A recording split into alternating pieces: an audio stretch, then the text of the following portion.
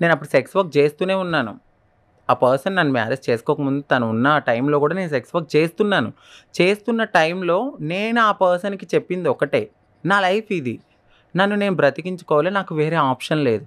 అలా అని చెప్పి నేను ఒక ట్యాగ్ యేసుకొని తిరగలేను. నేను ఒక మనిషి జేబు కొట్టట్లేదు.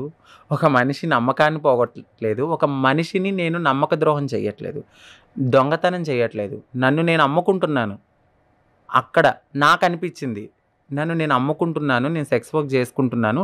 నువ్వు రావద్దు నా లైఫ్‌లోకి. నువ్వులానే ఉండు. నీ లైఫ్‌లోనే ఉండు. నీకు నిజంగానే ఇష్టముంటే ఎప్పుడైనా వచ్చి కలిసి ఎళ్ళిపో.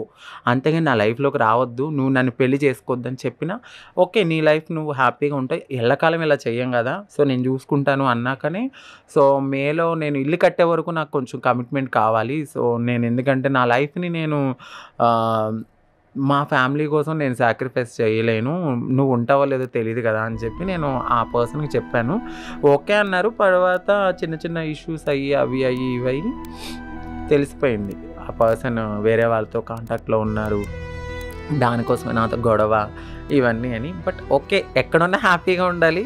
సంతోషంగా ఉండాలి. తన లైఫ్‌లోకి నేను వెళ్ళను. నా లైఫ్‌లోకి తను రాడు గాబట్టి ఎక్కడున్నా హ్యాపీగా ఉండాలని నేనైతే మనస్ఫూర్తిగా కోరుకుంటాను. మాకున్న స్వభావం అది.